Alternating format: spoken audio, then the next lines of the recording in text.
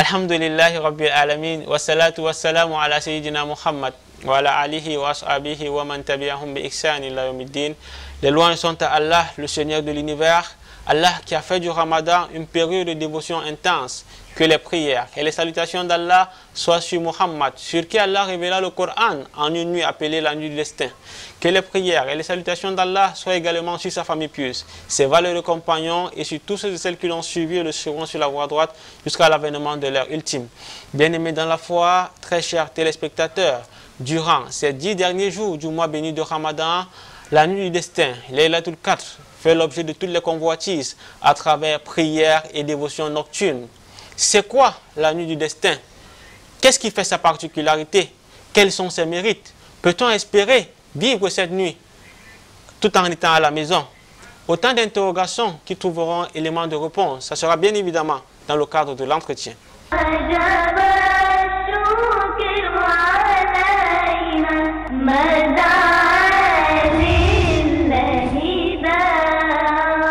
Alhamdulillahi Rabbil Alamin. Au-delà de l'entretien, bien aimé dans la foi, votre rendez-vous islamique, c'est la psalmodie 5 Al-Qur'an Al-Karim, c'est au cœur de la société. Mais c'est surtout le quiz Ramadan durant ce mois béni de Ramadan. Nous allons débuter véritablement cette émission en écoutant, mais surtout en méditant les paroles d'Allah, exalté soit-il.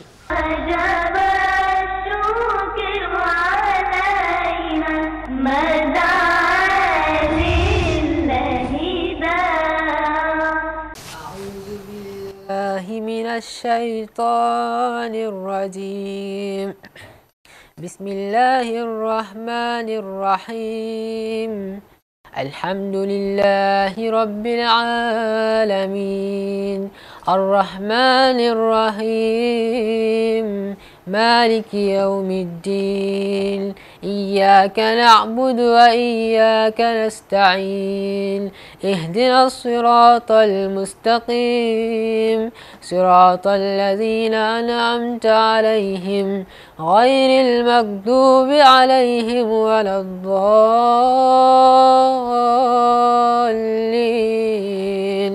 آمين. وجب الشكر علينا مدى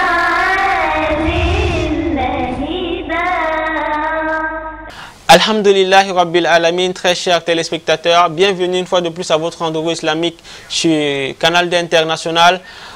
C'est autre rendez-vous qui s'offre à vous ce vendredi, c'est un rendez-vous spécial, un rendez-vous qui va vous entretenir autour du thème La nuit de la destinée. Avec nous sur ce plateau, le cheikh Kwando Mombed Zakariaou, avec qui nous allons parler de la nuit de la destinée. Diplômé de l'Université islamique de Médine, imam, enseignant et prédicateur dans la région du littoral, mais également dans la région de l'Ouest, plus précisément dans le Noun. Il nous fait le plaisir d'être avec nous cet après-midi. Cheikh, salam alaikum wa rahmatullahi wa barakatuh. Wa alaikum salam wa rahmatullahi wa barakatuh. Nous l'avons dit, avec vous aujourd'hui, nous allons parler de la nuit de la destinée. Cheikh, sans aucun doute, aujourd'hui nous vivons cette dernière partie qui pourrait être la plus importante de ce mois béni du Ramadan. Nam, il n'y a pas de doute que cette dernière partie du mois de Ramadan, c'est-à-dire les 10 derniers jours, fait partie de la partie la plus importante dans ce mois et même la partie la plus importante dans l'année vis-à-vis cela à cause des mérites qui ont été mentionnés dans le Coran et la Sunna du prophète Muhammad sallallahu alayhi wa sallam. Cheikh, vous l'avez dit, le Coran mentionne les mérites. Et parmi ces mérites qui sont mentionnés, il y a sans doute la nuit de Laylatul Qadr. C'est quoi Laylatul Qadr?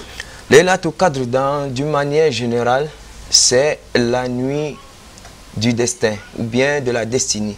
C'est la nuit où les grandes œuvres, décisions sont prises. C'est la nuit où Allah subhanahu wa ta'ala valorise l'adoration. Donc voilà à peu près. Et cette adoration-là est bien spécifiée. Donc voilà d'une manière précise. Cheikh, vous avez dit c'est une nuit où Allah valide les œuvres. Quel genre d'œuvres, Cheikh? Les œuvres, des actes d'adoration. Ça veut dire que toute personne qui s'y trouve en train d'adorer Allah subhanahu wa ta'ala en pleine adoration aura plusieurs mérites vis-à-vis des jours précédents. Nous y reviendrons sur les mérites déjà. Cheikh, qu'est-ce qui fait donc la particularité de cette nuit, la nuit de Laylatul Qadr ou la nuit de la destinée? Non, ce que nous pouvons dire en premier, Bismillah ar-Rahman ar-Rahim, la nuit Laylatul Qadr est une nuit telle qu'Allah subhanahu wa ta'ala a dit Laylatul Qadr khayru min alfi shahr. Donc c'est une nuit qui est d'abord meilleure, plus que presque 84 années d'adoration, c'est-à-dire 1000 mois. Donc tous les actes que l'on fait dans notre vie, il faudrait que ça atteigne plus 84 années et plus avant d'être supérieur à cette nuit-là. Donc ça c'est d'abord premier élément. En secondo, c'est une nuit dans laquelle le prophète sallallahu alayhi wa sallam a dit Man qama laylatal qadr imanan wa ihtisaban ghufira lahu ma taqaddama min dhanbi. Quiconque, n'est-ce pas, est présent ou bien exerce ou accomplit les actes d'adoration dans cette nuit-là, par foi et par espérance de la récompense d'Allah, Allah subhanahu wa ta'ala lui pardonne ses péchés passés. C'est une nuit où Allah subhanahu wa ta'ala, c'est dans laquelle Allah subhanahu wa ta'ala a révélé le noble Coran. C'est une nuit dans laquelle les anges ainsi que Jibril alayhi salam descendent. C'est une nuit où il y a la tranquillité, la paix jusqu'à l'aube. Donc il y a beaucoup de mérites, n'est-ce pas, vis-à-vis de cette nuit-là. C'est une nuit telle qu'Allah subhanahu wa ta'ala a mentionné dans la sourate Al-Qadr, en disant que Salamun hiya hatta matla'il fajr. Donc il y a paix, tranquillité, stabilité jusqu'à l'arrivée de l'aube. Cheikh, vous l'avez dit, c'est un mois c'est une nuit, j'allais dire, qui a une particularité extraordinaire. On se rend compte que les anges descendent, surtout l'ange Jibril qui descend cette nuit-là pour également donner tout son pesant à cette nuit. Une nuit qui se retrouve uniquement dans le mois béni de Ramadan. C'est également cette particularité du mois béni de Ramadan. Non, parmi cette particularité, comme vous avez mentionné, c'est ça que cette nuit-là se retrouve dans le mois de Ramadan et plus particulièrement dans les 10 derniers jours. Les 10 dernières nuits, ces 10 dernières nuits-là sont les meilleures nuits de l'année. Et dans ces 10 dernières nuits se trouve la Laylatul Qadr qui est la meilleure des nuits de l'année. Merci, Jazakallah Khairan. La nuit de Laylatul Qadr est la meilleure nuit de l'année. Qu'est-ce qui fait donc les mérites, bien, quels sont les mérites qu'on gagnerait en étant éveillé ou en se donnant en cette nuit tant recherchée par les musulmans pendant ce mois béni de Ramadan? Non.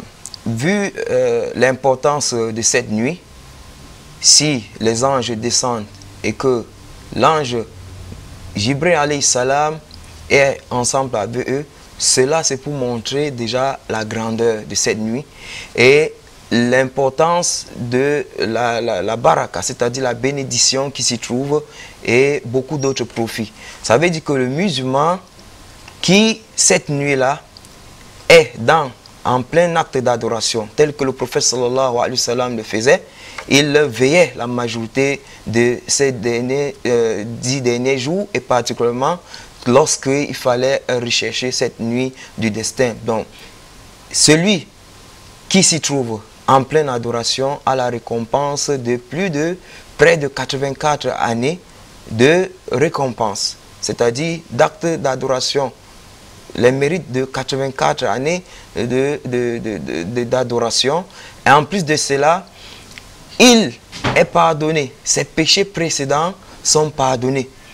C'est-à-dire tout ce qu'il a commis comme acte précédent, petite erreur, Allah subhanahu wa ta'ala lui pardonne cela. Et les anges le mentionnent auprès d'Allah subhanahu wa ta'ala parce qu'il sera soit en assise de science, lecture du Coran, ou bien les assises où on rappelle Allah subhanahu wa ta'ala. Cheikh, merci à vous pour ces éléments de réponse. Le musulman marche avec ses preuves tirées du Coran et de la Sunna. Quelles sont les preuves qui mentionnent ici cette nuit à travers le Coran et les hadiths? Non, bismillah, wassalatu wassalamu ala rasulillah. La première grande preuve mentionnant la nuit de la destinée, c'est la Souratul Qadr, c'est-à-dire la sourate 97 du noble Coran, où Allah subhanahu wa ta'ala dit A'udhu billahi minash shaitanir rajim Inna anzalnahu fi laylatil qadr وَمَا أَدْرَاكَ مَا لَيْلَةُ الْقَدْرِ لَيْلَةُ الْقَدْرِ خَيْرٌ مِّنْ أَلْفِ شَهْرٍ تَنَزَّلُ الْمَلَائِكَةُ وَالرُّوحُ فِيهَا بِإِذْنِ رَبِّهِمْ مِنْ كُلِّ أَمْرٍ سَلَامٌ هِيَ حَتَّى مَطْلَعِ الْفَجْرِ.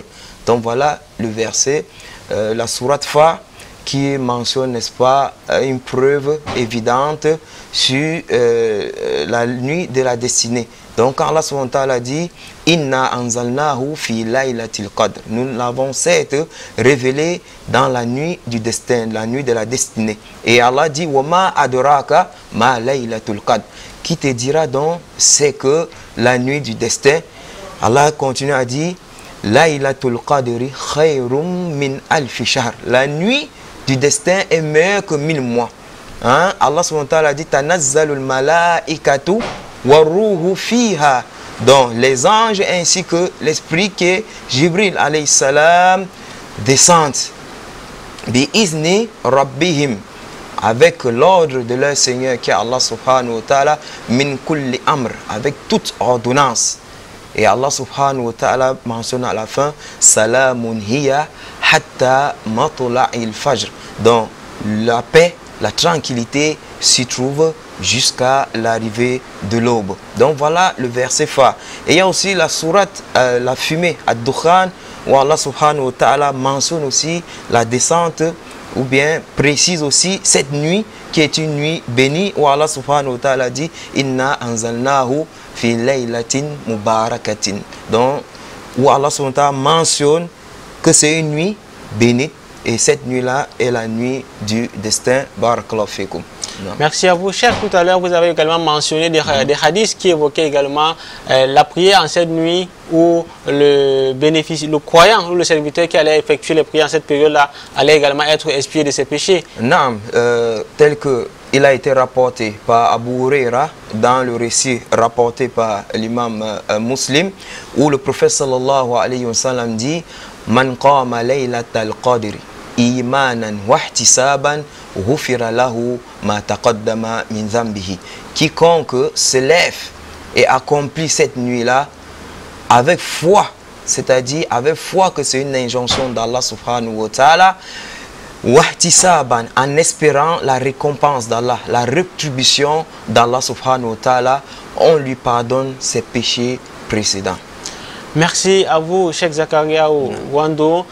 Nous allons revenir continuer avec vous. Nous allons prendre notre tout premier arrêt pour aller au cœur de la société.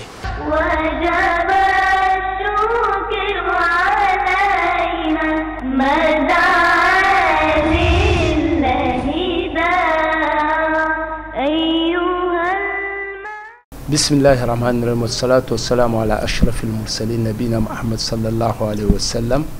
Allah subhanahu wa ta'ala, Allah le très haut, nous a rendu le jeûne du mois de Ramadan obligatoire, et il en a fait un pilier de l'islam. Et le prophète Mohammed sallallahu alayhi wa sallam a rendu la zakatul fitri obligatoire. Donc pour parachever le jeûne du mois de Ramadan en beauté, nous devons nous purifier à travers la zakatul fitr. Et la zakatul fitr a deux objectifs, comme vous le savez: purifier d'abord notre jeûne, et aussi permettre à ceux qui sont dans le besoin, dans les nécessités, de fêter dans l'allégresse, comme le prophète sallallahu alayhi wa sallam l'a fait en son temps. Et c'est pour cette raison que le programme national de la zakatul fitr, le PNZ2, se déploie depuis 7 années sur le terrain pour pouvoir comment dirais-je, recenser les besognés et recueillir votre zakat et transmettre à ces besognés. Et c'est comme ça que l'année dernière, près de 15 000 personnes ont profité de cette zakat. Et cette année, qui est une année assez difficile avec la pandémie du Covid-19, nous voudrons atteindre au moins 300 000 personnes. Et c'est pour cette raison que nous vous demandons de faire confiance une fois de plus au programme de Zakatul Fitri, et de vous acquitter de votre Zakatul Fitri auprès du programme national de Zakatul Fitri, le PNZ, à 1500 francs. Et ces 1500 francs constituent un package que nous allons remettre aux besognés qui sont déjà recensés avant Et cette zakatul fitr doit être acquittée avant le jour de la fête si possible, Inch'Allah, parce que c'est ce que la législation demande. Et pour plus d'ample information, nous vous demandons de vous rapprocher de l'émission Vitrine de l'Islam qui est un partenaire de ce projet. Je vous remercie.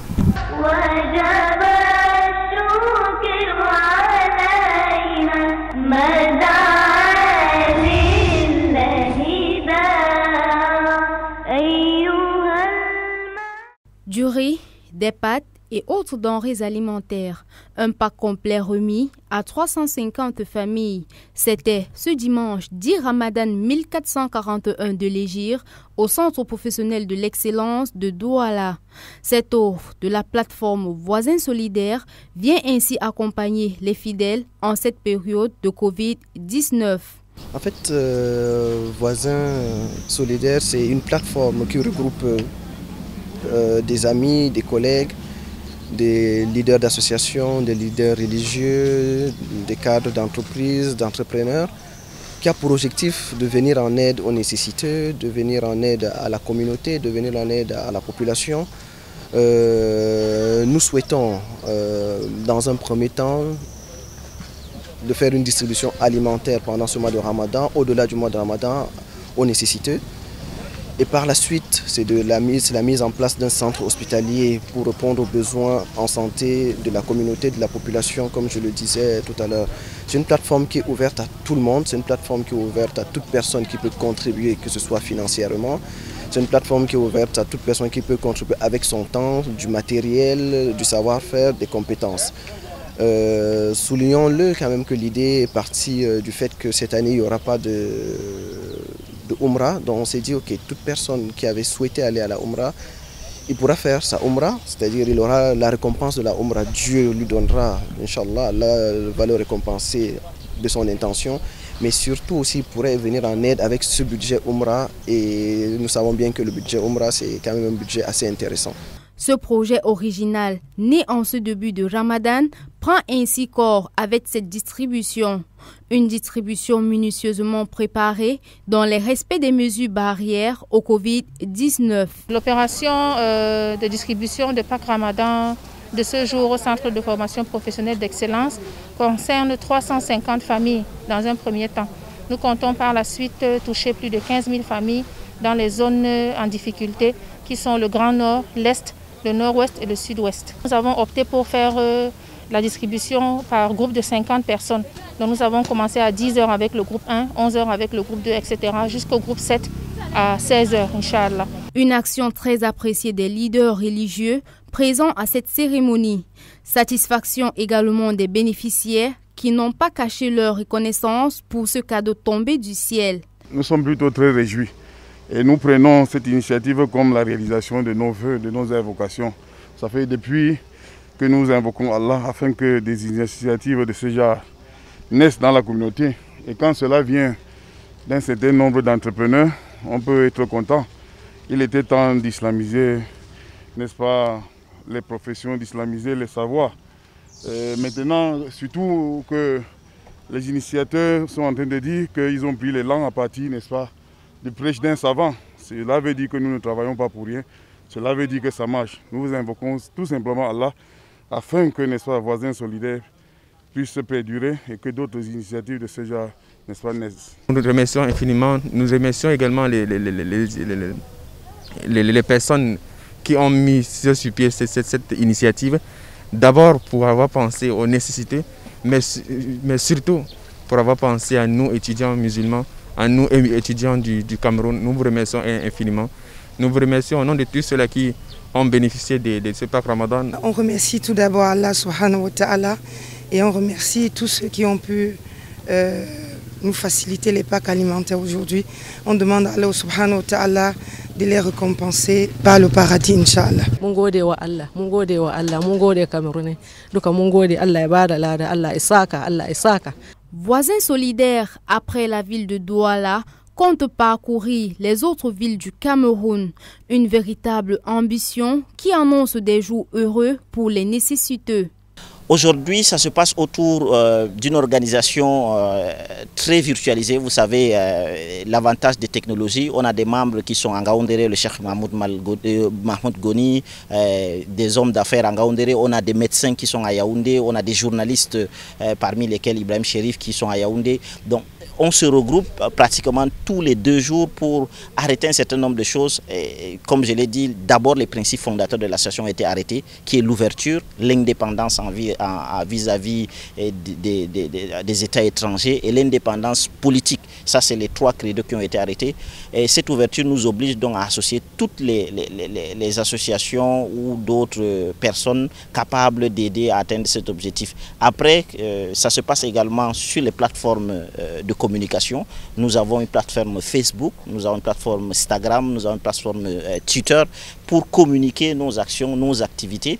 On compte couvrir une 15aine de villes, on compte partager à peu près pour une valeur de 100 à 150 millions de denrées alimentaires sur le mois de Ramadan. Et après, on compte mettre un projet d'envergure qui, pour un premier temps, prendra un budget autour de 300 à 400 millions de francs CFA. C'est assez ambitieux, mais nous croyons que la communauté, elle est capable de sursaut d'orgueil, elle est capable de dire nous sommes là, nous avons la compétence nécessaire, nous avons l'expertise et nous avons les moyens de notre politique. Ça ne va pas nous dépasser. Nous sommes près de 34% de la population du Cameroun. Nous avons des hommes d'affaires parmi nous, nous avons des personnes qui ont des biens qu'Allah les a procurés. C'est l'occasion et c'est l'obligation même pour répondre aux exigences de notre foi de partager, de donner et de donner ses biens. Voilà une initiative à la hauteur de la communauté musulmane qui aura sans doute besoin de l'appui de tous pour sa concrétisation totale.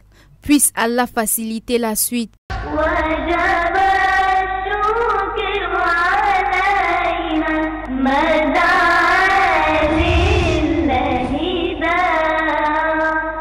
Alhamdulillahi Rabbil Alamin, du cœur de la société, nous revenons sur ce plateau de votre émission islamique Vitrine de l'Islam. Avec nous aujourd'hui pour parler de la nuit de la destinée, le cheikh Gwando Mohamed Zakariaou. Il est diplômé de l'université islamique de Médine. Il est enseignant, imam et prédicateur dans la région du littoral, mais également dans la région de l'Ouest, plus précisément dans le département du Noun. Cheikh Mohamed Zakaria, avec vous, nous parlons aujourd'hui de la nuit de la destinée. Nous avons ici mentionné les dalils tirés du Coran et de la Sunna. Cheikh, aujourd'hui, à quel moment on doit chercher la nuit de la destinée? Quel est son jour, j'allais dire? Naam, bismillah, wassalatu wassalamu ala rasulillah. Aïcha, radiallahu anha, dans le récit qui a été rapporté par l'imam Bukhari, rapporte que le prophète sallallahu alayhi wa sallam a dit « Il tamisuha fil ashri al-awakhir », c'est-à-dire rechercher. Aïcha, qui est la femme du prophète, qu'Allah l'agrée, dit, le prophète sallallahu alayhi wa sallam a dit « Recherchez-la dans les 10 dernières nuits du mois de Ramadan ». Donc, et il a donné d'autres précisions dans d'autres récits prophétiques en mentionnant qu'elles sont des nuits impaires. Barakallahu fik.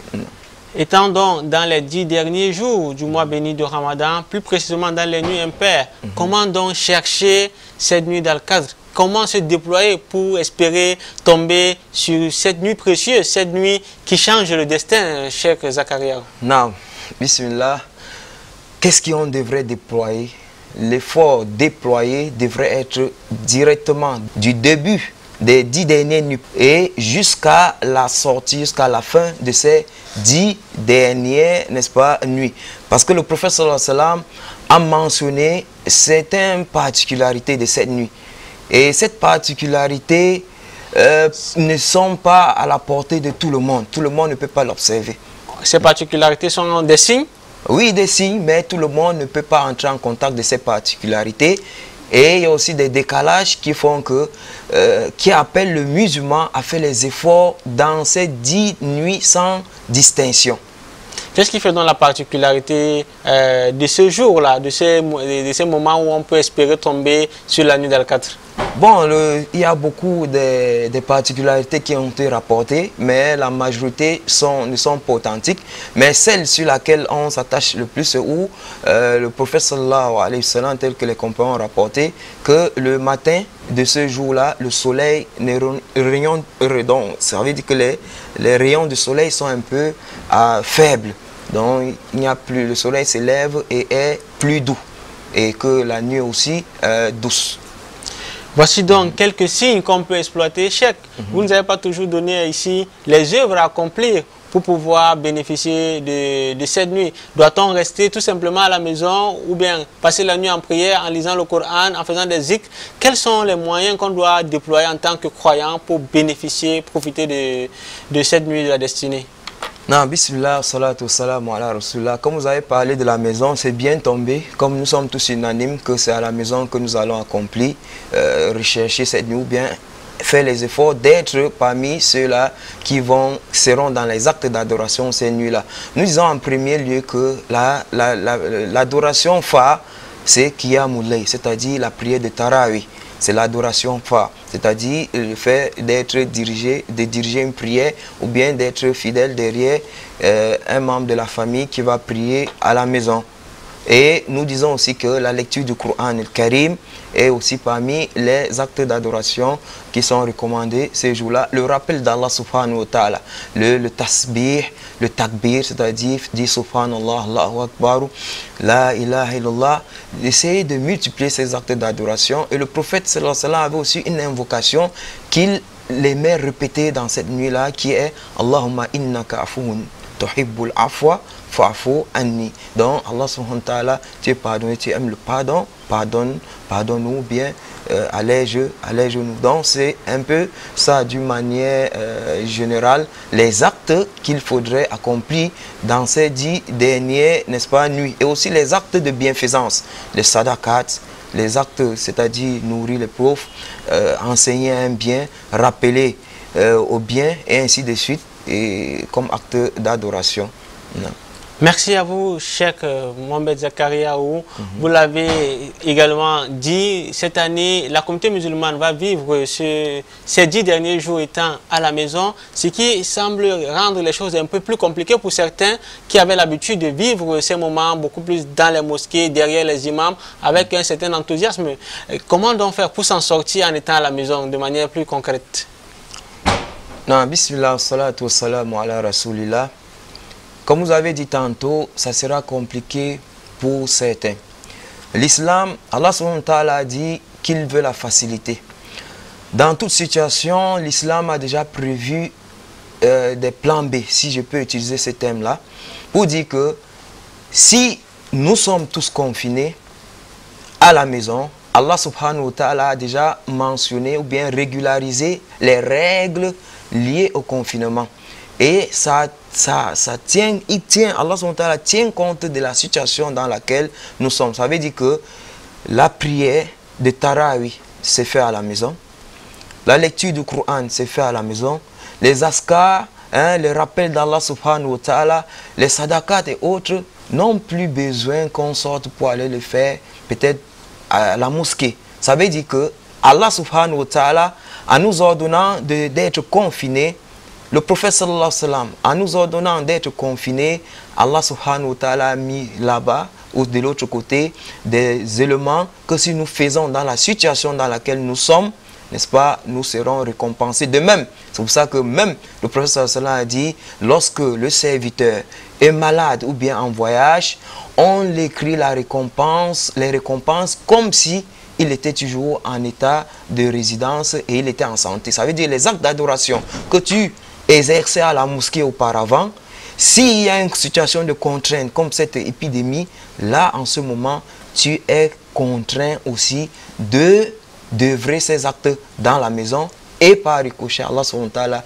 t'écrit aussi les récompenses comme si tu étais là-bas. Ça veut dire que chaque musulman doit rechercher à se rapprocher plutôt de ce que l'islam a dit et bien réviser ou bien entrer en contact des règles jurisprudentielles que l'islam a mentionnées et se confiner dans la maison et de prier chez soi et éviter, n'est-ce pas, d'aller ouvrir les portes des mosquées, croyant que peut-être ils auront plus de mérite. Pourtant, ils vont laisser en ce moment les vrais mérites à la maison pour aller forcer ce qui ne sera pas mérite, mais plutôt désobéissant d'Allah subhanahu wa ta'ala, parce que le confinement n'est venu que pour préserver la santé, préserver, n'est-ce pas, l'unité, préserver, n'est-ce pas, le social et préserver ce qui est appelé le vivre ensemble, c'est-à-dire la vie commune. On ne contamine pas et on ne se fait pas aussi contaminer. Qu'Allah vous récompense, Cheikh Mohamed Zakariaou. Bien-aimés dans la foi, très chers téléspectateurs, nous allons prendre notre deuxième pause, cette fois-ci pour introduire notre frère Ousmane Djidda dans le cadre du quiz Ramadan.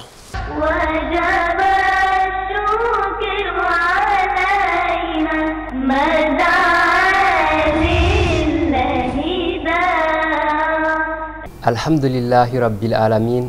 Wassalatu wassalamu ala ashrafil anbiya'i wal mursalin wa ala alihi wa ashabi ajma'in. Ayyuhal mushahiduna wal mushahidat, uhayyikum bi tahiyatil islam wa ya assalamu alaikum wa rahmatullah. Nous sommes heureux de vous retrouver dans cette rubrique spéciale pendant cette période exceptionnelle, les 10 derniers jours du mois de Ramadan. Et bien, dans le cadre de votre rubrique quiz Ramadan, nous commençons à donner les réponses de la semaine dernière avant de poser les questions de cette semaine, bien évidemment. Et nous commençons à donner ou bien à rappeler les questions et les bonnes réponses. La semaine dernière, 3 questions ont été posées, parmi lesquelles ceux que l'on appelle Sahaba du haut compagnon du prophète Mohammed sallallahu alayhi wa sallam l'ont vu. À répondre donc par vrai ou faux.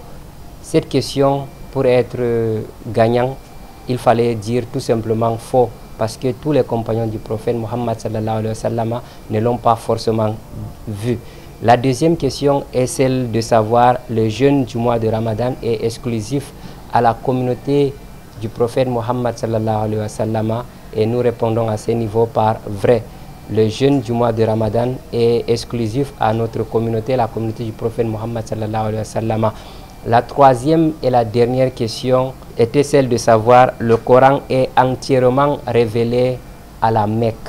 Le Saint Al-Qur'an al-Karim est entièrement révélé à la Mecque. Et bien évidemment, cette troisième question est fausse, parce que le Coran il y a une partie du Coran qui est révélée également à Médine. Il fallait donc répondre par faux. Nous récapitulons: la première question faux, la deuxième question vrai et la troisième question faux. Voilà donc ce qu'il fallait répondre pour être parmi les gagnants. Nous avons enregistré plusieurs téléspectateurs qui ont joué à cette rubrique. Nous gardons toujours le même principe. Les noms ou la liste des gagnants seront donnés à la fin du mois de Ramadan. Et pour cela, il faut être parmi les 3 gagnants ou bien trouver 3 bonnes réponses dans des éditions différentes de votre rubrique quiz Ramadan. Et nous continuons avec les questions de cette semaine. La première question à répondre par vrai ou faux: seule la pureté de l'intention valide un acte d'adoration. Seule la pureté de l'intention valide un acte d'adoration. À répondre par vrai ou faux. La deuxième question: la Souratul Fatiha, la lecture de la Souratul Fatiha est facultative pour les prières surrogatoires. À répondre par vrai ou faux. La lecture de la Souratul Fatiha est facultative pour les prières surrogatoires. À répondre par vrai ou faux. La troisième et la dernière question est celle de savoir les personnes dispensées du jeûne du mois de Ramadan ne doivent pas lire le Saint Al-Qur'an al-Karim. Les personnes dispensées du jeûne du mois de Ramadan ne doivent pas lire le Saint Al-Qur'an al-Karim. Voilà donc les 3 questions à répondre par vrai ou faux. Vous avez des bonnes réponses, vous connaissez les conditions, les numéros qui s'affichent au bas de votre petit écran. Vous nous envoyez par SMS ou par WhatsApp suivi de la ville où vous vous trouvez. Pour ce qui est de téléspectateurs qui sont ici au Cameroun, en ce qui concerne nos téléspectateurs, parce que vous jouez de partout dans le monde, vous nous envoyez ce message en précisant également le pays ainsi que la ville où vous vous trouvez. Voilà donc les modalités pour cette rubrique. Nous rappelons que les mêmes questionnaires, vous allez les retrouver dans les différentes plateformes WhatsApp de Vitrine de l'Islam. Et si vous ne faites pas partie de ces plateformes, eh bien, contactez-nous en nous envoyant des messages pour vous intégrer dans ces groupes-là. Et pour cela, précisez également, donnez votre nom ainsi que la ville. On va vous intégrer au-delà du quiz Ramadan. Dans les plateformes du vitrine de l'islam, on retrouve également les extraits des émissions vitrine de l'islam. Les questions seront également répondues par nos cheikhs. Nous sommes en compagnie dans ces plateformes avec tous nos cheikhs que vous connaissez. Voilà donc les modalités du quiz Ramadan. Et nous rappelons que vendredi prochain, Inch'Allah, ça serait une autre édition du quiz à Ramadan. Envoyez-nous les bonnes réponses. Sur ce, subhanakallahumma wa bihamdik, nashhadu an la ilaha illa anta nastaghfiruka wa natubu ilayk. Wassalamu alaikum wa rahmatullah.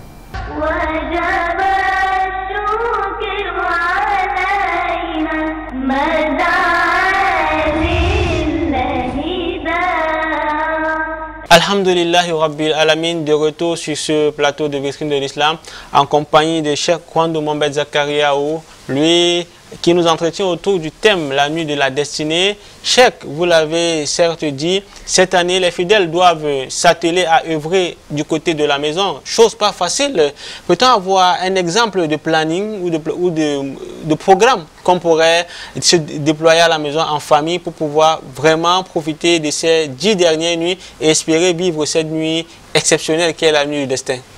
Non, comme planning, tel que nous avons mentionné tantôt, en citant les différents actes d'adoration qui peuvent être accomplis en ces nuits, nous savons tous que la nuit commence après le coucher du soleil, n'est-ce pas, va suivre la nuit jusqu'à l'apparition de l'aube. Donc, que l'on s'organise de telle sorte qu'il met un temps pour la lecture du Coran, un temps pour le rappel d'Allah subhanahu wa ta'ala, un temps pour l'invocation et le grand temps pour la prière nocturne, Salatu at-Tarawih, qui reste et continue dans ces 10 dernières nuits.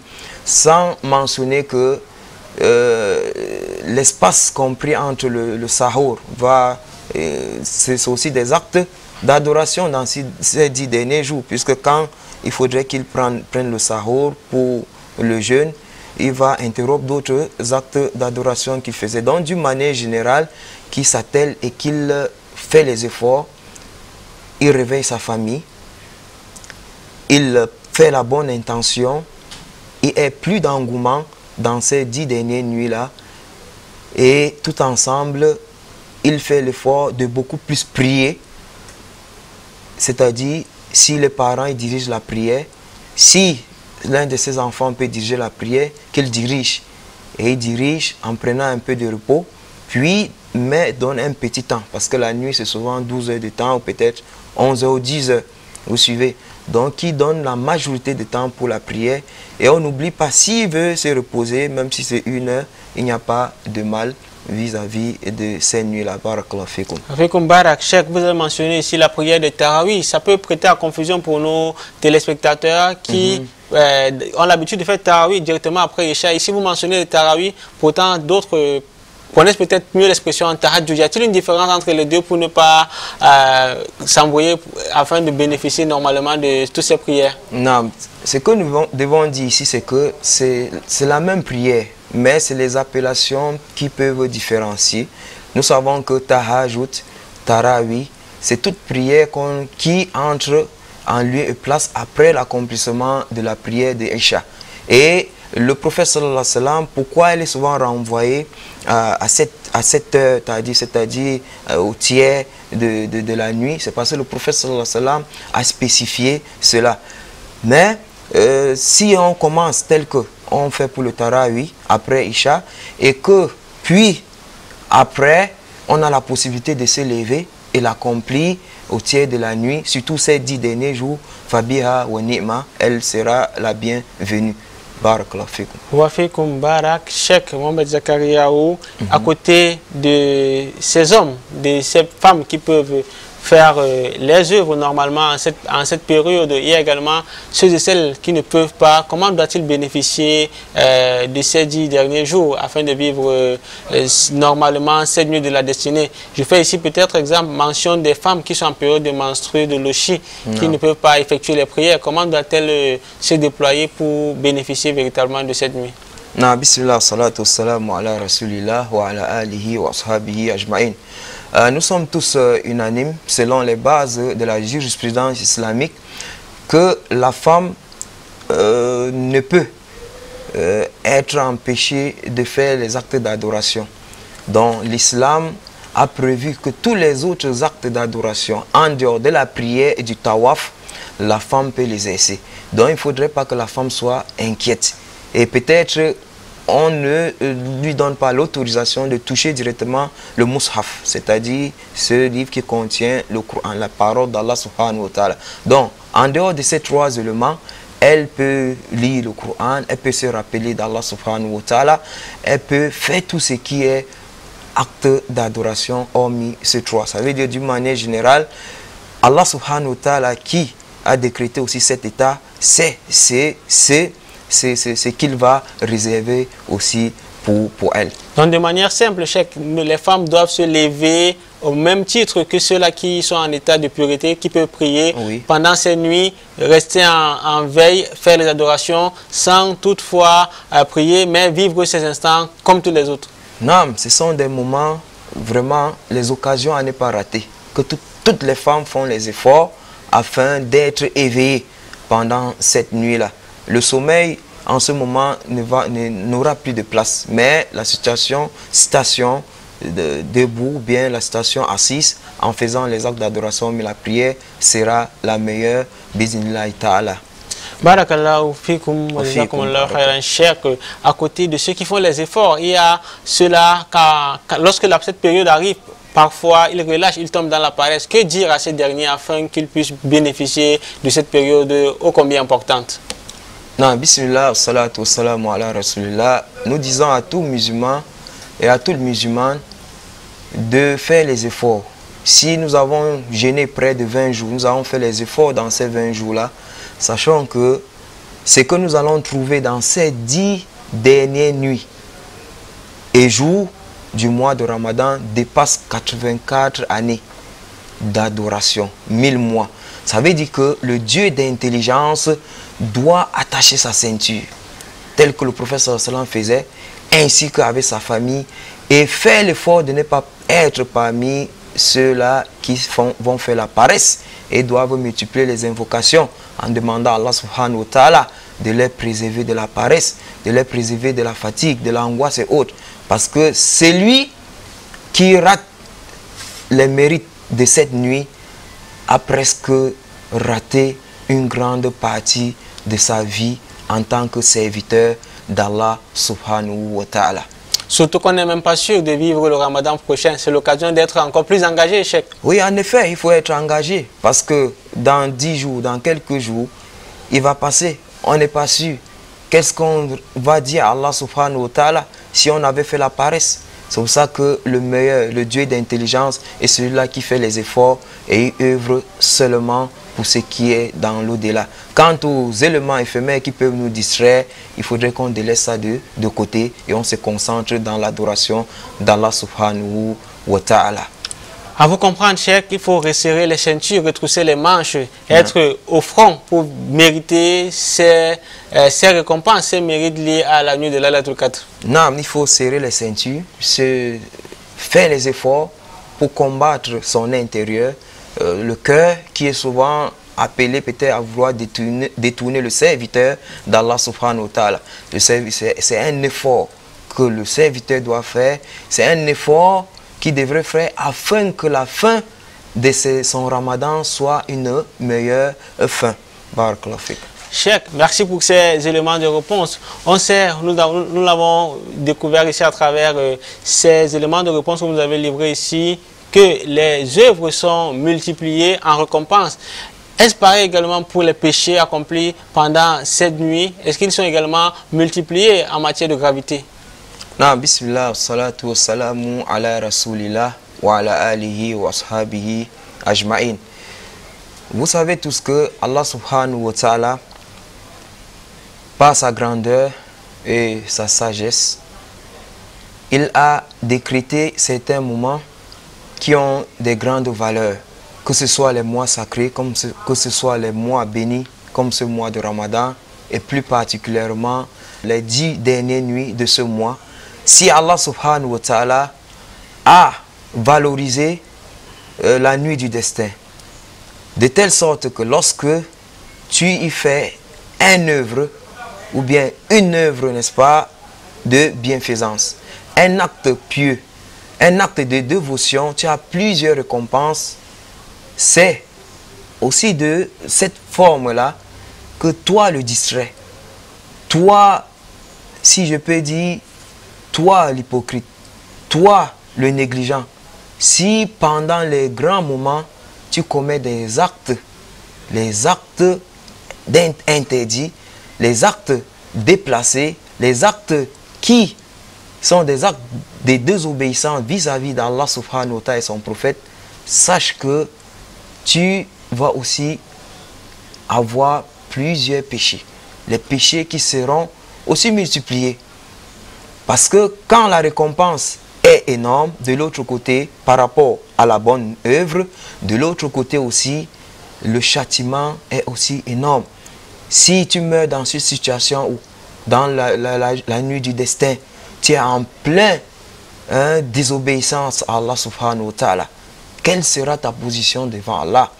La nuit où tout le monde resserre, attache les ceintures, tout le monde se réveille, font les efforts physiques, corporels, pour se rapprocher d'Allah subhanahu wa ta'ala, mais tu fais les efforts pour t'éloigner d'Allah subhanahu wa ta'ala. En ce moment, nous sommes tous unanimes que tu es visé par un grand nombre de châtiments, un grand nombre de péchés, comme lorsque tu faisais les actes pieux et de dévotion. Qu'Allah nous préserve du péché, qu'Allah nous accorde les mérites liés à cette nuit de la destinée. Cheikh Mohamed Zakariaou, nous sommes pratiquement au terme de cette émission et nous allons ici prendre votre mot de fin.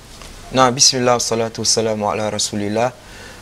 Comme mot de fin, nous interpellons tous les frères et sœurs, la communauté musulmane, de se réveiller face à l'entrée de ces nuits qui sont des 10 dernières nuits du mois de Ramadan. Et nous interpellons tout le monde dans ces 10 dernières nuits-là d'être encore plus rapprochés d'Allah subhanahu wa ta'ala et ses actes d'adoration qui sont divers, tels que nous avons cité tantôt.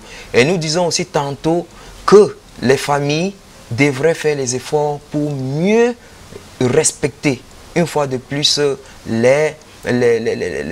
tout ce qui a été décrété sur le territoire ou dans la communauté, comme les mesures barrières ou bien les mesures de confinement qui ont été, n'est-ce pas, décrétées par les autorités.